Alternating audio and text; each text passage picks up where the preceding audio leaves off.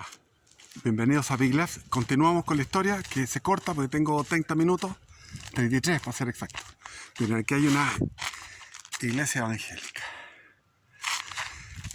Los evangélicos ocupan territorios que han sido abandonados por los católicos. Y los católicos en territorios de gente humilde son los borrachitos y los ignorantes. Esa es la triste realidad. Los pastores de la Iglesia Católica se dedicaron al mundo y es lo que voy a seguir contando. Estábamos en el retiro espiritual en San Pedro de Atacama. Terminábamos los ejercicios espirituales con una meditación sobre la resurrección de nuestro Señor Jesucristo. Y pedí permiso al Padre y me fui caminando en la noche por el desierto. Fue una experiencia inefable porque me tendí en el desierto, no se escuchaba nada.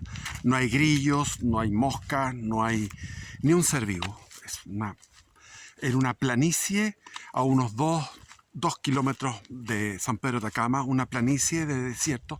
No se escuchaba nada porque San Pedro de Atacama en aquellos tiempos era una aldea de pura paz, tranquila, con puros indígenas, todos devotos de la Virgen, devotos católicos, y había una iglesia evangélica en la plaza, me acuerdo, que lo encontraba tan raro porque todos estaban así, un murmullo, y estaba la casa de Pedro de Valdivia, de antes de la fundación de Santiago, de antes que Pedro de Valdivia llegara a Chile, estuvo ahí un tiempo, unos meses, y construyó esa casa.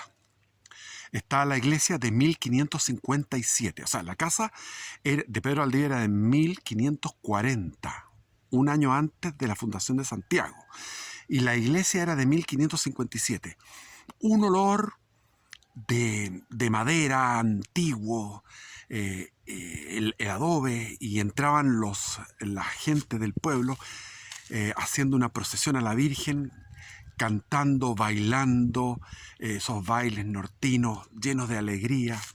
Y bueno, estaba contando que esa noche me interné y me tiré con los brazos abiertos mirando el firmamento, que era la Vía Láctea completa y nítida. Encima tenía los astros. Imagínense que hay astrónomos que nos explican cómo estos indios ubicaban ciertos planetas y los daban como planetas. También en el Sahara, los Dongo, algo así se llaman, que es una tribu que también tenía un ojo que no sabemos qué ojo es, que podía ver astros que solamente se ven con el telescopio. Bueno, yo estaba así en esto y pasé la noche en una especie de, como que estuviera en ese silencio total, y por otro lado como que si estuviera escuchando el Mesías de Händel, el Aleluya de Händel, una cosa así extraordinaria. Y de repente salió el sol, ese dorado potente, un solazo, un sol detrás del Licancabur, del volcán, y empezó a abrazarme y tuve que llegar ya atrasado al desayuno porque era ya chipe libre. Habíamos tenido un retiro espiritual muy riguroso junto con el padre Lepech, con el padre Chris Wall, y había un sacerdote boliviano, me acuerdo, extraordinario el sacerdote boliviano. Y de ahí tomamos un bus y nos fuimos a Arica. Y en Arica, donde está la iglesia San Marcos de Arica, que era una iglesia que estaba de antes de la Guerra del Pacífico, una iglesia, es un diseño de Eiffel, preciosa. Yo cuando era pescador artesanal en Arica, estaba pescando en la noche, pasaba las noches pescando, mirando el cielo estrellado, y miraba Arica iluminado de noche, en esa calma de las 3, 4 de la mañana, con la iglesia San Marcos de Arica, que es una iglesia de metal hecha por Eiffel del año anterior a la Guerra del Pacífico, donde los soldados chilenos no respetaron a los que se rendían y hicieron una matanza ahí. en el frenesí de la sangre, porque el chileno tiene un frenesí sanguinario y eso le tenían pavor, los peruanos le tenían pavor al soldado chileno, salían arrancando de las trincheras porque sabían que los tipos iban con todo, esa cosa mapuche que no es de los españoles, sino que es mapuche. Bueno, nos fuimos de tema. Entonces llegamos a Arica y detrás de la iglesia había una... Ahora yo cuando fui la última vez a Arica, pues tuve un hijo que hizo el servicio militar, fui para allá la última vez. Siempre voy a Arica con mucho amor, porque adoro Arica, me encanta Arica. Y ahí detrás de la iglesia había una construcción donde había camas y teníamos todos alojamientos, baño, comedor, todo lo teníamos. Y eso desapareció ahora. No sé por qué lo cambiaron eso. Bueno, porque todo lo que es católico está destruyéndose y ejibarizándose. Se está haciendo más pequeño, más pequeño, más pequeño. La ruina. Punta de Tralca, que era un esplendor, ahora ya se licitó y se va a vender, se liquidan los templos en todas partes. En Europa los templos son bibliotecas o discotecas o comedores o museos simplemente. Y ahí nos preparamos para otro retiro, que era un retiro espiritual frente al mar. Íbamos me acuerdo, a la Licera. La Licera es una playa muy popular, llena de gente. Al otro, ¿cómo se llamaba? El Laucho. Y andábamos ya, el sacerdote me decía, yo ando con mi crucecita en el traje de baño. Eso ya pero siempre no abandonaba su crucecita, la tenía aquí en la solapa, se la ponía en el traje de baño. Y estábamos preparados por los que podíamos hacer la confirmación. Hice la confirmación con el obispo. Extraordinario. Pucha, que fue lindo eso. Estaba fascinado. Pasamos a Tacna. Siempre teníamos contacto con jesuitas en distintas partes. Habíamos estado, por ejemplo, en Mejillones, donde había una parroquia jesuita. Después pasamos a Chuquicamata, donde había una parroquia jesuita. Veníamos del Colegio San Luis de Antofagasta, que era jesuita. Llegamos a San Pedro de Atacama, donde estaba el padre Lepech, el arqueólogo jesuita. Y de ahí nos fuimos a Arica y después a Tacna, donde había otros jesuitas. Y eso, a veces teníamos 2 misas al día, 2 comuniones diarias. Estábamos en un nivel precioso. Nos despertaba todos los días el padre Chris Wall con esta radio cassette, ponía un cassette de la Nana Mouskouri. Y le agarré tanta buena onda a la Nana Mouskouri. Qué cosa más rica, porque te despertabas. Onde blanche de Maureen, monde blanche, monde blanche, monde de la nani, monde blanche de Maureen. Exquisito. De ahí, esta disciplina dulce de oraciones, de actividades, todo programado, magnífico. Bueno, llegué al Colegio San Ignacio en marzo del 76 y quise, por mandato del mismo Chris Wall, tenía que entrar en las comunidades de vida cristiana, CBX, Comunidad de Vida Cristiana. Y ahí entré en un curso que era el tercero medio B, y donde habían 3 comunidades de vida cristiana. Dije yo, esta cuestión se pasó. 3 comunidades de vida cristiana. Y entré en la Galatay. Por azar, entré en la Galatay. Bueno, en la Galatay lo primero que hago es conocer a un hombre que se llama... Bueno, no voy a decir el nombre, pero conocí a un joven de clase media baja, moreno. Digo estas cosas para que nos ubiquemos como el tema del resentimiento. Porque yo me he dado cuenta que contra más morena la persona, porque en Chile había un clasismo, ahora ya no, pero había un clasismo muy grande, que es una especie de racismo. Entonces, contra más oscuro, más a la izquierda. Bueno, y este amigo, me hice amigo de él porque era muy bueno para la talla. El tipo, nos reíamos, volvíamos del colegio, salíamos del colegio y era 1 hora de risas hasta que nos dolía las guatas de reírnos. Era muy bueno para los chistes. Muy chileno él, muy chileno. Muy criollo. Y le dije, oye, que estoy feliz de entrar en esta comunidad cristiana porque por esto, bla, bla, bla, bla, bla. Y él me dijo, pero yo te voy a decir una cosa. no creo en Cristo, ni creo en Dios, yo soy ateo. Le dije, pero esto es estrambótico. ¿Cómo vas a ser ateo y vas a estar en una comunidad de cristiana? Yo creo que Cristo fue un revolucionario. 16 años, yo 16, él 16. Nos hicimos amigos. Había otro que me discutía que un caldo podía producir vida, un caldo o sea, la moda de aquellos tiempos, de que ciertas partículas se podían fusionar y hacer un organismo unicelular a partir de ciertas moléculas con un calor en la época donde había había un caldo caliente del océano, etc. Bueno, entonces teníamos discusiones intelectuales con él y me llamó la atención eso, me llamó la atención. Ahora también la comunidad cristiana era como las waifas, porque los gallos lo único que hablaban era de fútbol. Eran puro fútbol. Entonces yo decía, estos hueones me dan lata, porque al final era un club de amigos. El club de amigos. El cura no, el cura era el después, el padre Montero se llamaba. No me acuerdo el apellido, pero era un tipo después el cura. Íbamos a hacer, ¿cómo se llamaba eso? Misiones. Me acuerdo, fuimos a Quilamuta. Quilamuta me quedó en mi recuerdo, era un lugar yendo hacia el Hue.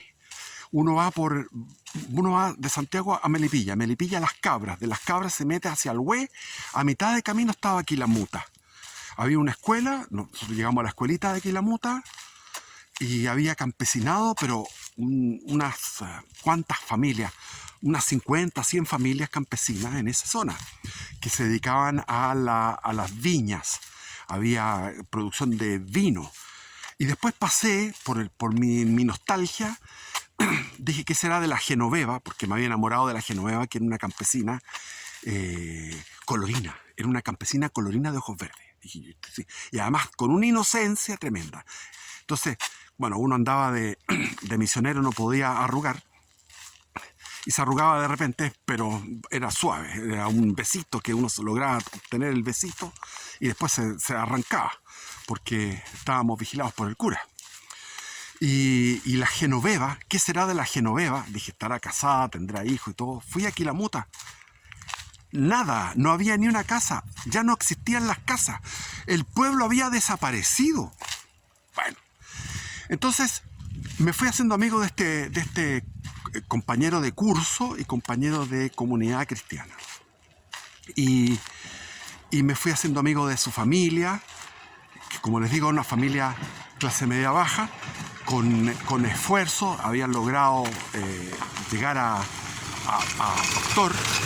El otro hermano era vendedor, tenía una farmacia, era gente muy esforzada, y me acordaba de la serial de los 80. Si ustedes ven la serial de los 80, esa familia era una familia totalmente numerosa, por todos lados encontraba esa familia. Era prototípica, la familia de los 80, realmente. El profesor de castellano, que era un gran tipo, un gran profesor en el colegio, me hice amigo de él y fui para su casa, me hice amigo del hijo, y el hijo era un ideólogo trotskista. Y era ir a la familia de los 80, a la familia de los Herrera, igual. La mamá era profesora de arte y él era profesor. Era una familia más culta en todo caso que esa, pero el tema de esa chilenidad de la clase media en la zona de Peñalolén Alto, en la zona de La Reina, bueno, y ahí tenían distinta gente en el barrio que eran todas del mismo tipo. O sea, empecé a entrar en un mundo chileno que yo no lo conocía, porque yo venía de la clase media alta y había tenido contacto social con la clase media alta, más que nada. Entonces era mi medio natural. Pero aquí era otra cosa y me gustaba, porque eran más divertidos, eran más naturales, todo era más relajado. La clase media alta es más estereotipada, más apretada, porque como estás pegada, la clase media alta es pegada a la clase alta, tiene que cumplir ciertos requisitos de estándares. Bueno, y ahí me fui conociendo una familia comunista. Y de ahí se expandió mi conocimiento hacia otras familias comunistas. Es decir, los comunistas no eran gente mala de partida. Tengo que ser riguroso con la verdad. No podemos caricaturizar a los comunistas. Era gente, el tío de él, era un tipo que andaba con cuello y corbata, todos los días andaba de terno y corbata, un doctor especialista en todo lo que es medicina pública, era su especialidad y había estado en el gobierno de la Unidad Popular con buenos cargos, y él era uno de los dirigentes del Partido Comunista. Y hablaba en tono doctoral, reposado, con una lógica implacable. Su lógica, ustedes saben lo que dijo Lutero, la razón, esa puta, esa gran puta. Claro, uno parte de ciertas premisas y hace silogismos perfectos a partir de ciertas premisas y llega a ciertas conclusiones. El problema son las premisas, de dónde tú partes. Y entonces me hablaba, teníamos reuniones donde él se daba el trabajo, igual como había sido con el sacerdote jesuita, me hablaba de lo que era la ideología marxista-leninista, de lo que era la Unión Soviética. Para él algo perfecto, la Unión Soviética era perfecta. Todos los países del este, Polonia, la DDR, la República Democrática Alemana, la República Checa, etcétera, etcétera, todos eran perfectos. El sistema era perfecto, tenía que expandirse para todo el mundo, llegar a un gobierno mundial comunista. Y así iba siendo adoctrinado. Pero a mí no me cuadraba porque yo era espiritual y estaba metido en la cosa católica. Había una serie de corrientes en el catolicismo. Por ejemplo, dentro del mismo colegio jesuita, nosotros íbamos a trabajos en fábrica. Teníamos que tener trabajo en fábrica para conocer lo que era el trabajo en fábrica. Íbamos al Hogar de Cristo, donde estaba el padre Jos van der Est. El padre Jos van der Est era un hombre que venía de la nobleza de Bélgica y había venido a Chile a hacer mediaguas. Y construía mediaguas. Y vimos cómo tenían unos obreros que clavaban a una velocidad del rayo, así, a una velocidad, martillando las mediaguas, y hacían mediaguas en 2 minutos y solucionando el problema de la vivienda que había en esa época. Entonces el padre Jos van der Est, que era muy divertido porque decía que los chilenos hablaban con las comas, porque él pensaba que el huevón, como él había estudiado y tenía un doctorado no un doctorado, pero un cartón de españolidad, y llegó a Chile y el cartón se le hizo chiquitito porque todo decía, tú, huevón, huevón, huevón, pensaba que era la coma. Y este gallo era un jesuita típico, en el sentido de que era católico. Entonces lo que hacía era solucionar problemas de vivienda, lo que debe ser, lo que hay que hacer, la caridad. Lo acompañaba a él a ver, por ejemplo, una pareja recién casada de gente pobre, con una dignidad tremenda, porque los dos estaban flacos. Estaban flacos porque había necesidades económicas tremendas. Y estaban flacos. Ojo, que todas estas necesidades económicas venían por la mala política económica que se había implantado en Chile desde la década del 20 para adelante. Era así. Entonces, y estábamos con esa pareja, yo quedé impresionado, porque tenían la guagua, el bebé lo tenían precioso. Una cuna preciosa, bien alimentado, y ellos flacos, y desnutridos y pobres. Entonces llegaba la ayuda. Ahora, hay un salto que se dio el Felipe Berríos y otros más, que era de que una cosa es la ayuda.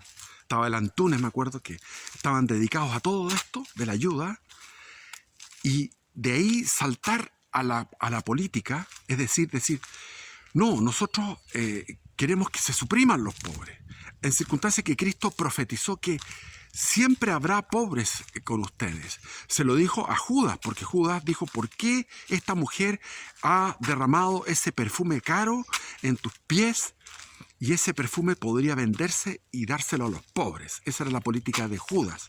Jesús le dijo, siempre habrá pobres entre ustedes.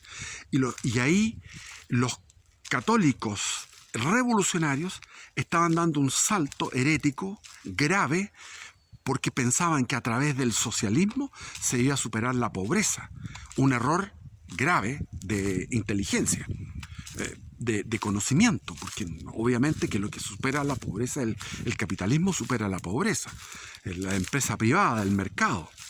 Dejar hacer, laissez-faire, laissez-passer, dejar hacer, dejar pasar, que haya libertad, que haya capitalización individual, que era lo que estaba haciendo el gobierno militar con los Chicago Boys. Y que uno general después de la batalla diría, eso debería haberlo hecho con una política de shock, de verdad. Porque el país estaba, cuando encontraron los militares, el país estaba destruido. El campo había sido arrasado con la reforma agraria. El mismo Jackson Chol, que fue funcionario de Frei y de funcionario de Allende, Jackson Chol, quería hacer kolhos y solhos, que eran haciendas estatales. No quería la propiedad privada.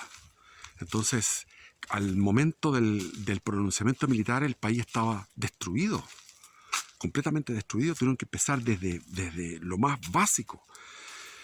Y Jackson Chol lo conocí después personalmente en su departamento con vista a la Tour Eiffel, un departamento de primera.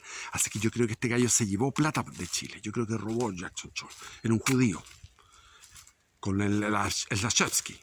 Estaba el Lashevsky, estaba la viuda de... Estuve en una cena con la viuda de Letelier, con Pablo Lashevsky, que es el dueño de la editorial LOM, con su padre, y con Jackson Chol, todos judíos y progresistas, con unos departamentos extraordinarios. Y ese año que estuve en París, le dieron a Chonchol la condecoración, el premio del Estado francés, porque estaba François Mitterrand, que era socialista, como al mejor intelectual de Francia, a Jackson Chol. Bueno, entonces, estos católicos que se pasaron a la revolución, pensaban suprimir la pobreza con el socialismo. Aparte de un error de ignorancia, un error de lógica, negaban a Cristo, negaban la doctrina cristiana. Y de ahí, bueno, me fui compenetrando con estas familias comunistas. Como les digo, gente buena. No puedo decir otra cosa. Entonces, gente buena, estos comunistas, casi conservadores, o conservadores, digamos. Fieles, no fieles, pero con matrimonios que se mantenían. Y pasó el tiempo, después yo perdí la fe, perdí ese tono bello que tenía espiritual, lo perdí. Y quise recuperar una fe y busqué una fe alternativa y quise entrar en el Partido Comunista. Entonces en el Partido Comunista me tocó entrar por este hombre, médico, y tuve una entrevista con él y él me dijo, mira, lo conocía de hace años. Entonces me dijo, mira, lo que tú tienes que hacer es, nosotros te tenemos una misión. Tienes que infiltrarte en la UDI. Infiltrarte en la UDI. Yo me quedé dando... O sea, la única alternativa que me daban era infiltrarme en la UDI. Cuando yo quería ser guerrillero y me gustaba eso a mí. Quería agarrarme a balas. Porque estaba extraviado, mal. Entonces... no me gustó ese trabajo que me dieron. ¿Por qué? Porque hay que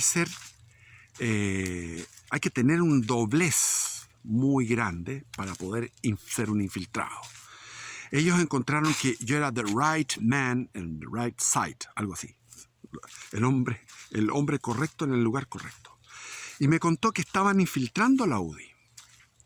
Y que tenía que ser uno de los elementos más importantes, era yo. ¿Por qué? porque tenía como medio. Ahora, toda la gente se había dado cuenta que yo me había pasado a izquierdista, pero podría haber hecho una, una especie de arrepentimiento de ser comunista y hacer una especie de volver a mi lugar natural, que era ser un abogado perteneciente a la clase media alta, con del Opus Dei probablemente, o en el club de la Católica y de la UDI, para poder infiltrar todo eso. Y ahí me acordé que mi amigo de la comunidad cristiana, de la CBX, el amigo se había infiltrado en la comunidad cristiana. Él se había infiltrado para captar. Entonces él ejercitó la infiltración, este amigo. Se hizo amigo mío y hablaba cosas políticas. A su vez también teníamos un curso de filosofía, que yo quería aprender filosofía, y fui a ese curso, a un taller de filosofía, hecho por el padre Ochagavía, que era el provincial, o sea, el jefe de los jesuitas. Y no aprendí filosofía, yo quería aprender Sócrates, Platón, Aristóteles y todo eso en profundidad, pero lo que nos enseñaba era política, adoctrinamiento político. Estamos hablando de los años 70. Esto después, en los años 80, quise entrar al Partido Comunista y se me dio este trabajo de infiltración, y yo dije, no me gusta esto. A mí me gusta ser el que soy. No, rechacé ese trabajo y busqué entonces entrar al MIR, y comencé como ayudista en el MIR. Y después se puso tan difícil la situación porque es verdad eso, que a mí me llamaban por teléfono y me amenazaban por teléfono. Eso de los autos, que tú sales de tu casa y ves un auto que está ahí vigilando. En la universidad había una persecución académica para que no aprobara la carrera, y al mismo tiempo yo también cooperaba porque no era un gran estudiante, porque andaba con muchos problemas existenciales. Entonces uno se escapa de su flojera y de su depresión y de su angustia y de su crisis metafísica, y todo eso se escapa a través de hacer la revolución en aquellos tiempos. Y en esa época era punta de lanza. Yo estaba punta de lanza. Las primeras manifestaciones que se hicieron en el Campus Oriente, el año 78, estaba yo adelante como protagonista. Entonces, el tema de la infiltración habría sido espectacular para ellos, pero yo no podía hacer aquello. Y me dio que pensar con el tiempo cómo fueron infiltrando los partidos. Han ido infiltrando los partidos. El Partido Comunista, me dijo él en esa entrevista, me dijo, nosotros somos invencibles. Si Pinochet no nos ha podido derrotar, es porque somos invencibles. Somos un partido invencible. Y puede venir la segadora, la máquina represiva del gobierno, y cortar y tratar de faenar, destruirnos, exterminarnos, pero siempre vamos a tener rebrotes y siempre vamos a estar en la clandestinidad reproduciéndonos. Y yo lo veía en la universidad, porque en la universidad el grupo compacto, los comunistas eran un grupo compacto, ordenado, que aplaudían lo que tenían que aplaudir, que gritaban lo que tenían que gritar, y los demás de izquierda tenían que plegarse a ellos. Y la DC eran los únicos, la democracia cristiana, que se oponían en discusiones en la universidad. Y la gente de derecha se escondía y estudiaban cuando podían, porque había huelga permanente. Entonces me tocó ver esa vocación de poder, esa vocación indestructible y esa vocación religiosa de que si tenemos esta oportunidad, vamos a tener otra oportunidad. O sea, el Partido Comunista tuvo una oportunidad el año 32 de tomarse el poder. Después, a través de los gobiernos radicales, el gobierno de Gabriel González Videla, con las huelgas del carbón, etcétera, etcétera. Después vino la gran oportunidad, que fue el gobierno de Allende, que se perdió, y después viene la nueva oportunidad actual, que están en el gobierno y no pueden perder esto, porque si ellos pierden esta oportunidad, varios años o décadas, entonces ellos tienen que ahora no soltar el poder. ¿Cómo lo van a hacer? No sé, pero, pero lo están haciendo. Ellos están luchando. Eh, Tienen colaboradores mediocres, como son los del Frente Amplio, son mediocres, pero ellos están duros, son fuertes. O sea, conocí eso. Dije yo, estos gallos tienen eso, que somos invencibles, no, trabajamos sin reloj, sin reloj. O sea, son como los talibanes. Los talibanes llegaban los rusos sin reloj a derrotar a los rusos. Los rusos se cabrearon, se retiraron. Después llegaron los norteamericanos sin reloj, hasta que se vayan. Y les dejaron un montón de material. Ese fue en todo caso el Joe Biden, que le dejó todo ese material. Porque había que retirar primero aquel material, porque les dejó miles de millones de dólares en material bélico. Eso es un problema. Un país que tiene este partido comunista es un problema. ¿Y cómo lo puedes eliminar? Si Pinochet no pudo, ¿cómo se puede eliminar ahora? Bendiciones, vía Cristo Rey. Me queda la duda, nada más. ¿Cómo se puede hacer si no hay patriotas? No hay gente que esté... No, tenemos un porcentaje mínimo de gente motivada para trabajar.